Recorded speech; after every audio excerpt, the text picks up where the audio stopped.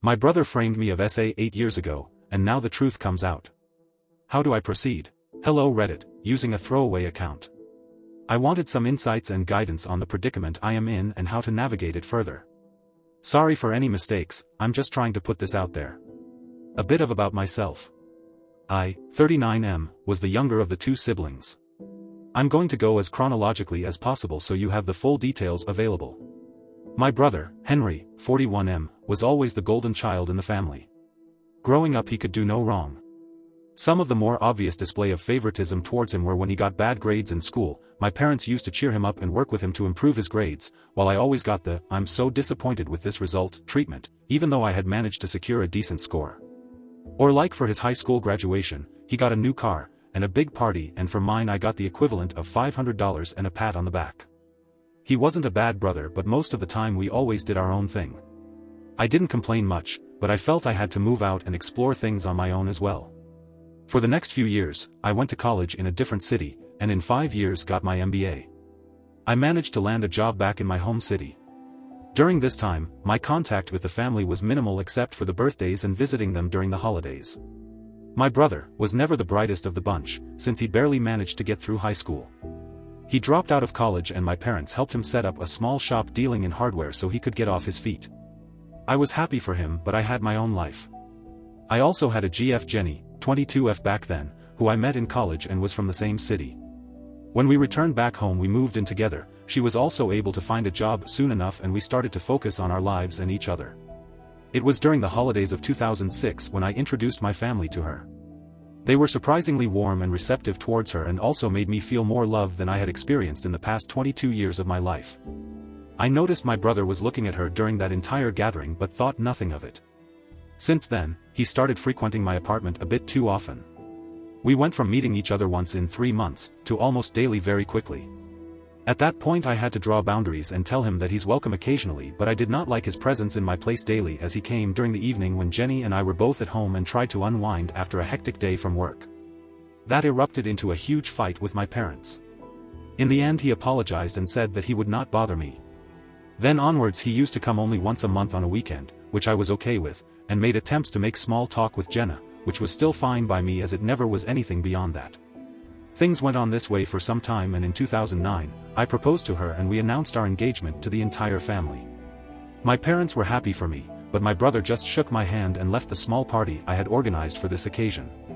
After that I didn't see him for a couple of weeks. We got married in 2010, during that I noted my brother had a +1 and he told us that he was dating her. I'll call her Kate for this story. I thought maybe now he could finally move past whatever feelings he had for Jenny and focus on his own life. They moved real fast too, getting married almost 9 months later in 2011. Our marriage was going great. We had our first daughter, Alice, in 2011 and the second one, Sarah, in 2013. However, my brother's marriage did not progress as they hoped to, and they separated in 2012. A few weeks after the divorce was finalized, Kate messaged me that Henry was obsessed with Jenny and that was the biggest reason for their separation. I apologized to her and wished her the best. I also talked to Jenny and asked her about her interactions with Kate, and she told me that Kate always was a bit cold and distant towards her from the get-go. I decided to confront my brother in front of my family and asked him why is he destroying his life because of his obsession with my wife. He was blindsided with that question and denied everything. We had a massive argument, that basically ended with me forgiving my brother and telling him that he is no longer welcome in my house. Both my parents and Jenny talked to me and convinced me that no matter what he was still family. So for everyone's sake I decided to be amicable. It was then, that it felt like he was genuinely working on himself and we went on with our lives. Fast forward to 2015, I can still recall that day vividly. It was the July 25th and I was running multiple errands. My wife took both our kids to see their grandparents. It was sometime after lunch that I got a call from my father, telling me to come to their home and had a lot of anger in his tone. As soon as I entered, I noticed a lot of tension in the air. My wife was a crying mess and my parents were trying to console her. Some of my extended family members were there as well. I asked what happened, only to be hit by being called the SA person word, not gonna say that to avoid Reddit's wrath, from my parents. I was shocked and confused. They claimed that a party I went to a couple of weeks back, I had SA'd a girl, and then texted her to not tell anyone about it otherwise there will be consequences. I had known this girl, Amanda, for some time. we went to high school together and she was a part of the larger friends group that I occasionally hanged out with. As per her, after the party, which was at a club, I followed her to her car and did it there. She shared screenshots of the alleged conversation with my wife and told her this entire tale. My father slapped me hard and my parents told me that they never want to see my face again. Jenny was angry and she said that we're done. I tried to convince all of them that I never did that but fell on deaf ears. I was basically kicked out from their house and told that neither Jenny nor the kids would be returning and my father would be coming over to take their stuff to my apartment. When my father came, I begged and pleaded, but he basically packed a couple of bags and told me never ever to contact them again and that he would personally hand me to the cops if that happened. By evening, Henry had shared the screenshots and all the details to our extended family group on WhatsApp, from where I was unanimously kicked out. The next few days, I even had people from my friend group calling me to say they were disgusted with me and never to contact them again. I was a mess during that time. I couldn't eat, I couldn't sleep, I couldn't even properly work. My boss also heard the rumors going around but couldn't do much until he saw some police action against me. He advised me that I leave the organization on my own to keep my record intact and that he would ensure that I don't have to even serve my notice period. I tried to argue the case, but he told me that if the cops come knocking on my door, he would be kicked out anyways, and in such a scenario and the gravity of the case meant, I won't get severance and my record will be tarnished. I grudgingly agreed to his ask and I left the organization in the next few days. In mid-August, while I was still wallowing in my misery, I received 2 documents from the court. One was a letter of disownment and the other were divorce papers. I was quite drunk, but I went to my parents' place anyways, only for my brother to come and beat me up and tell me that I was disgrace to the family and it was good that I was disowned. I had blood coming out of my face by the time he was done with me and barely able to stand. My parents and my wife looked at me from afar but did nothing. I managed to get myself up after some time, a crying mess, and realized that I had lost everything and everyone I knew. I stayed holed up in my apartment for the duration of the divorce. It went as amicably as it could. As I was jobless, plus my now ex-parents stated they would pay for the child, I didn't have to pay child support or any alimony. By January 2016 I was divorced, but trying to pick up the pieces that was once my life was hard. During this time, I also felt like confronting Amanda, but the more I thought about it the more I realized it could have made matters worse for me due to the women-centric laws in my country meant one phone call and I would be looking at 5 to 6 years in jail. In February 2016, I got into a major accident and spent a good part of 5 weeks in recovery. The staff told me that they contacted my emergency number, which was still Jenny at that point, and she hung up and no one showed.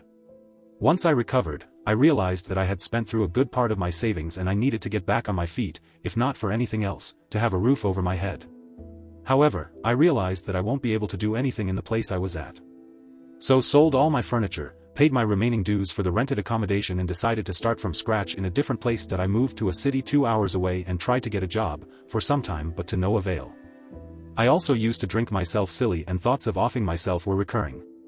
Waking up after seeing a nightmare to a cold sweat almost became a norm. For 4 months, this went by, after which I ran into an old acquaintance, James, from college. He was the quiet kid during that time and didn't really talk to anyone, but seeing him after so many years was odd as he spotted me out from the crowd and called my name. We greeted each other and talked about our lives for a bit. I told him I was in the city looking for a job.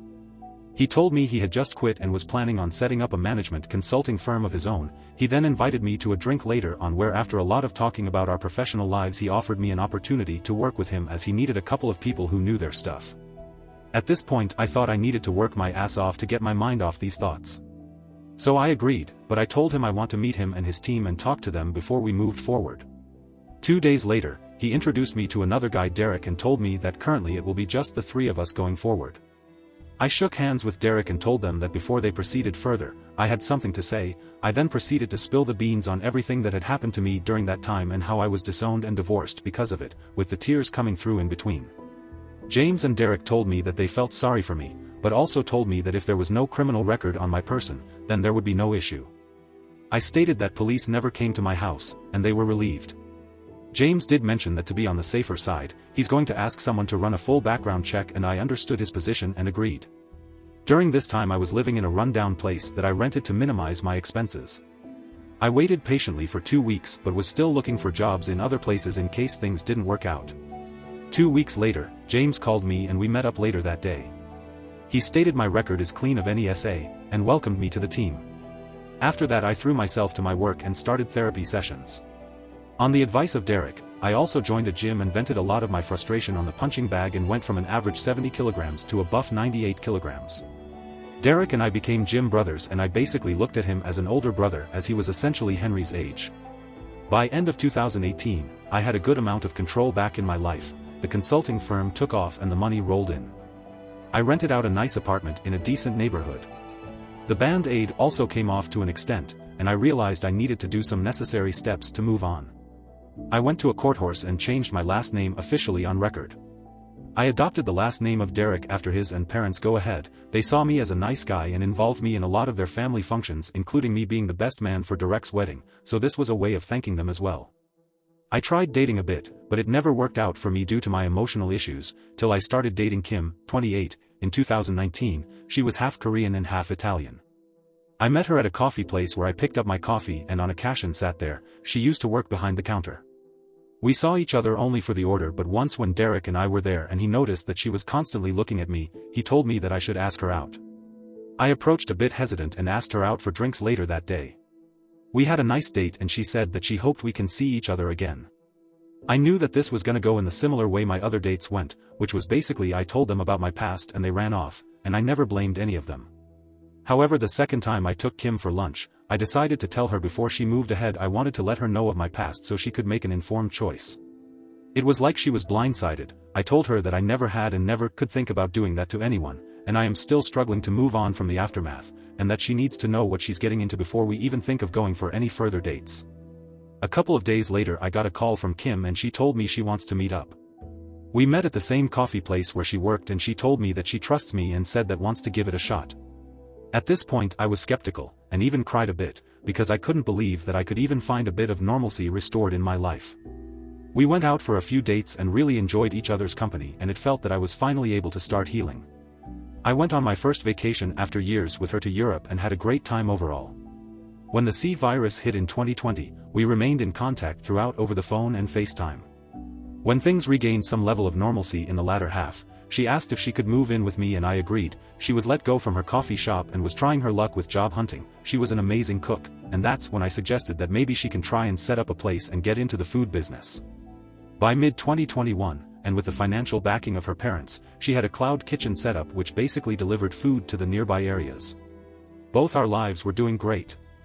I still had a lot of emotional issues though. I no longer had thoughts of offing myself, but the nightmares still continued occasionally.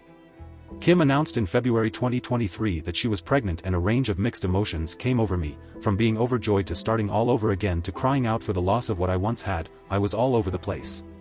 Kim comforted me and we fell asleep in each other's arms. A couple of days later I proposed to her and she was overjoyed. It felt like everything was finally moving to a point where I can have some semblance of peace with my life. We were set to be married, and all the preparations were in full swing for my wedding in mid-June this year. I am sorry for the long post, but I needed to put out all the information possible for you to know what a roller coaster things have been for me. At the end of May, I get a call from an unknown number. When I picked up, I could hear someone cry. She said, "Hi, it's Amanda." I instantly recognized that voice, and cut the call, trying to hold back my anger. Kim was with me and saw my face and came over concerned.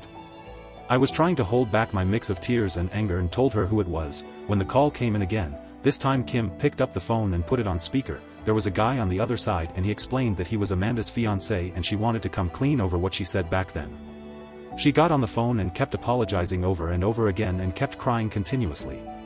Kim did most of the talking as I became a sobbing mess, not sure what I wanted to do. So Kim said that they will call back. She immediately called Derek over, who listened to everything patiently as Kim explained what had happened. He gave me a hug and advised that we should set up a meeting at a lawyer's place with her confession so that it could help out in case of any future possible issues. I called up my lawyer and explained everything to him. He said he'll set up a meeting in his office and gave me a time and date. I called Amanda and told her that she needs to come over to my lawyer's office and we'll discuss it there. 3 days later we met up at his office. Amanda looked half dead, with her expressions. Her fiancé was the only person who was with her. My lawyer set up the meeting with a camera to record the entire meeting. I asked him to mediate and I asked Kim to come with me. We sat across the room and she started to explain in detail what had happened back then. A lot of things were said and discussed, but here's the crux of it. She and my brother were dating back in 2015, but no one knew. He was the person behind the entire SA plan. she went along because she really loved him and would do anything for him. He got a new phone and stole my profile pic from my WhatsApp number back then, and they used it to create the fake screenshots by chatting back and forth with Amanda. I went from crying to filled with rage. I can honestly say that if it wasn't for Kim, I might have been charged with assault. Kim was pretty furious and worked up as well, partially due to the pregnancy, and she tore Amanda a new one with her verbal lashes. Though my lawyer tried to maintain things civil, it was clear that Kim was pretty pissed off. She went further to tell her fiancé, if he still marries this human garbage then he deserves what's coming to him. Fighting back anger and tears, I asked them, why are they coming out and telling it to me now?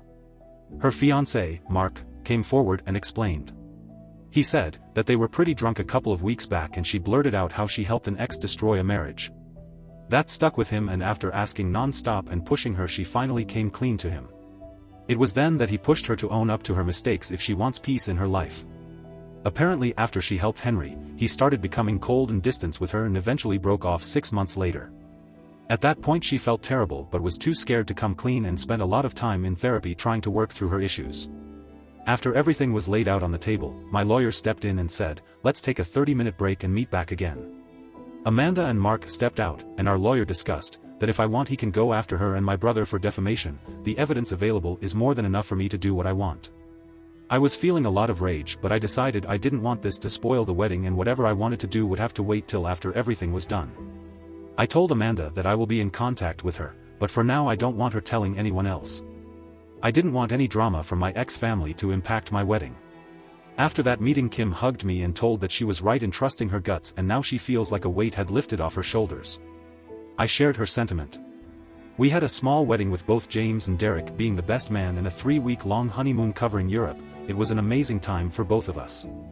Thankfully I was able to work through what I had heard, and Derek too suggested that I should put this on the back of my mind. It didn't spoil the honeymoon too much, though the nightmares were coming in more frequently than before during that time, and Kim was always there to support me. I also had a discussion with my therapist who told me that I will need to confront my ex-family sooner or later, if not for anything else, then for closure. After thinking a lot about all that had happened, I decided to reach out to Amanda in July and told her what she needed to do. I told her that I will be taking legal action based on her statement, but if she wants to not be screwed financially she needed to follow what I told her next. She needed to talk to Jenny alone and explain to her everything she told us back in the lawyer's office. She was crying through while listening to me and told me that Mark left her.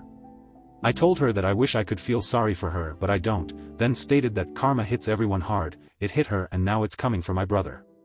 A couple of days later I receive a text. It was from Jenny.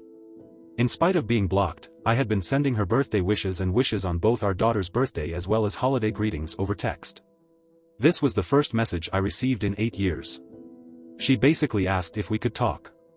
I didn't want to be alone when I was having this conversation, so I told her I will call her in a few hours. I reached home and was with Kim when the call took place. I could immediately hear Jenny sobbing uncontrollably for a while before she told me how sorry she was and how terrible she is feeling currently. I was somehow able to maintain my composure all this time. I told her that it hurt terribly knowing that she thought so little of me, that she so easily fell into Henry's trap. I asked her about my girls. They said they are doing well, and then asked when did she meet Amanda. She said she met her 2 days ago. It took a lot of time to process how wrong she was, and quickly she moved away from me. She immediately brought it to the attention of my ex-parents and they were just as stunned. They all wanted to contact me, but she said she wants to connect first and apologize. I told her what she had done was beyond hurtful. I asked what had happened to the golden child. She stated that he's been kicked out of the house. I chuckled a bit. She told me she had married Henry a year after the divorce was finalized, as he was the one who supported her through this. And suddenly it all made sense. Looks like he never gotten over her. She told me that she has a daughter with him too. After the discussions, I basically told her what is going to happen. And a detail of what I wanted. I want her to reach out to all my former extended family so that they are aware what a POS he is. Secondly, I am only looking to co-parent only my 2 girls, and that I do not have any intention to reconcile with her beyond what it takes to me having a relationship with my daughters.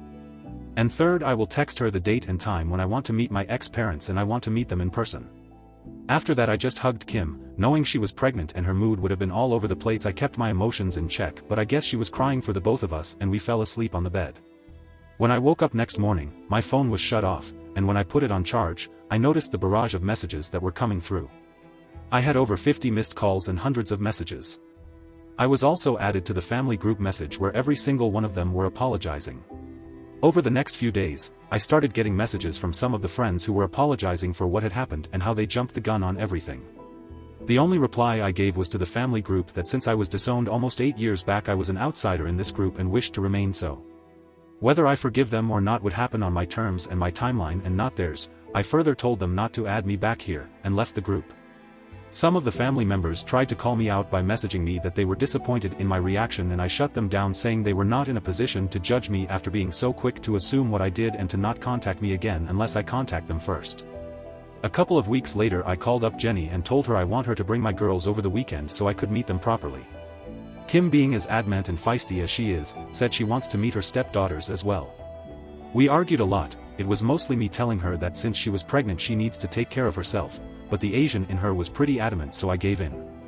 We met at a public park. Jenny looked a bit disheveled but looked like she put an effort to look as good as possible in this meeting. There I saw Alice and Sarah for the first time in 8 years. They had grown so much. The only memories I had of them were in my phone, as I was pretty blocked from all the socials and everywhere else. Jenny came crying, trying to hug me, and I put both my hands up front to decline. I then introduced her to Kim as my wife and she broke down a sobbing mess in the park. Kim came forward to comfort her and we sat down in a place close by. I grabbed both my girls and cried out. My girls were never told about me until recently and they were pretty conflicted as they only knew Neri as their father, but seeing me suddenly brought out some emotions. There was a lot of crying and talking. By the evening, we exchanged what had happened in our lives. She told me that she got married to Henry a year after that. He took care of her for the first few years. After that things settled down. He still couldn't grow his landscaping business to a point where it's profitable, and then COVID basically forced him to shut shop. His parents were now dipping into their savings in an attempt to make ends meet, and he never bothered to start something again despite his parents telling him to. She said she's filing for divorce from Henry and she can't stand the sight of him. I told her she's free to do what she wants and it has nothing to do with me. I told her some details moving forward. Essentially, I wanted Alice and Sarah to attend family therapy sessions with me over going forward so we can heal. They've been robbed of their real father and it was time to make it right, and I want to be a part of their lives. I also wanted them to be with me and Kim over the weekends, but I told her that would have to wait as we had a kid of our own coming and I want to put my full energy into that for now. Lastly, she said that my parents wanted to reach out to me. I corrected her and said they were anything but my parents. I still had the letter of disownment they sent out along with the divorce papers and I had nothing to do with them. But both her and Kim stated that it would help me get closure from them. So I agreed. I told her that I would tell her when I want to meet them and where I want to meet them. I booked her a hotel and told her that I want her to be in this city for the night and I want some more time with my girls, with tomorrow being Sunday. We spent that Sunday together as well, but this time I took them to the sights and around the city and we really enjoyed the time we had. Before leaving, both of them gave me a warm hug and I told them I will see them next week. I told her that she doesn't need to drive the girls for the family therapy sessions, and I will come over to them. I got a good recommendation from my therapist for that city and we had a good first introductory sessions, but the therapist spelled it out that sooner or later they will need to know what my ex-brother did, and I told her they will in due time. She suggested I write it out here and get a few outside perspective to my situation as well. I can honestly say if it wasn't for Derek pushing me I might not have made it to the point I have. Which is what brings me to opening this forum to you. What should I do from here? I plan to confront my ex-parents sooner or later, and despite of me calling them their ex, I still have emotions and feelings for them. I'm not sure if that makes sense. How do I deal with Henry? I don't think I ever want to see his face ever again, but do I go after him and ruin him with a defamation suit, knowing fully well that he has daughter from my ex as well and anything I do to him might impact her? If you have any questions, I will be try to answer those.